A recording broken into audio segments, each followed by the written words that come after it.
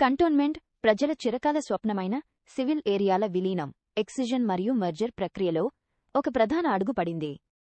Cantonment MLA Shri Ganesh ఫిబ్రవరి 1, 2026న సమర్పించిన అధికారిక వినతిపత్రంపై భారత గౌరవ రాష్ట్రపతి కార్యాలయం, రాష్ట్రపతి భవన్ సానుకూలంగా స్పందించింది.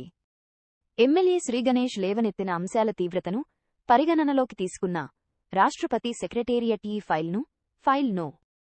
17/13/2026 P6 P-I తదుపరి చర్యల కోసం భారత రక్షణ శాఖ కార్యదర్శికి డిఫెన్స్ సెక్రటరీ పంపింది.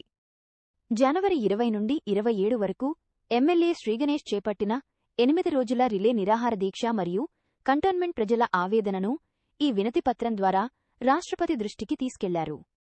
రక్షణ శాఖ నుండి కంటోన్మెంట్ బోర్డుకు రావాల్సిన ₹200 కోట్ల సర్వీస్ ఛార్జీల బకాయిల వల్ల పౌరసేవలు కుంటుపడుతున్నాయని ఎమ్మెల్యే తన వినతిపత్రం ద్వారా రాష్ట్రపతికి వివరించారు.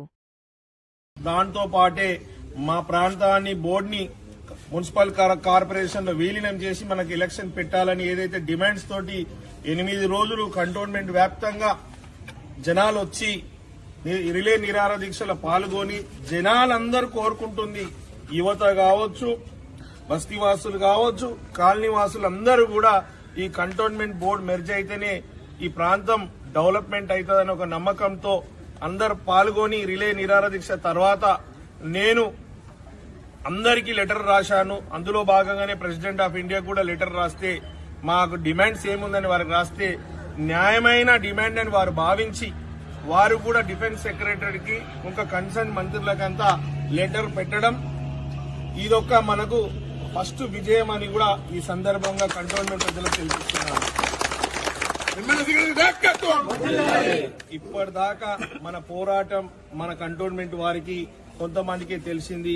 ఇప్పుడు ఈ యొక్క పోరాటాన్ని ఈ యొక్క విలీనం అంశం అనేది కేంద్రం దాకా వెళ్ళింది. ప్రెసిడెంట్ ఆఫ్ ఇండియా కూడా దీని దృష్టి సారించి వెంటనే దీని మీద ఏదైనా రిజల్ట్ ఇవ్వాలని కూడా వారు చెప్పడం జరిగిందంటే ఇది చాలా శుభదాయకం అని తెలుపుతూ అన్ని ఆఫీసర్స్ కూడా దీని కన్సర్న్ ఆఫీసర్స్ కూడా దీన్ని తొందరగానే సానుకూలంగా స్పందించి ఈ ప్రాంతాన్ని మున్సిపల్ కార్పొరేషన్ లో విలీనం చేస్తారని పూర్తి స్థాయిలో నాకు నమ్మకం ఉంది.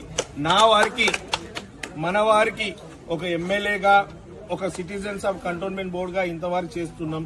నిజంగా కూడా బీజేపీ వాళ్ళ చిత్తశుద్ధి ఉంటే, బీజేపీ ఎంపీ గారికి ఈ పట్టింపు ఉంటే, ఒక మామూలుగా నేనే లెటర్ ఇస్తే వాళ్ళు ఇంత స్పందించిన వాళ్ళు ఇంత యాక్షన్ కి స్టెప్స్ తీసుకుంటారు. ఒకవేళ ఎంపీ గారు బీజేపీ ఎంపీ బీజేపీ ప్రభుత్వం వారు మన దీని గురించి మాట్లాడుంటే ఈ పార్టీకి ఇంకా ఫుల్ ఫ్లెడ్జ్ గా రెస్పాన్స్ వచ్చేది, విలీనం ప్రక్రియ స్టార్ట్ అయ్యేది, మనకు 1200 కోట్లు వచ్చేది.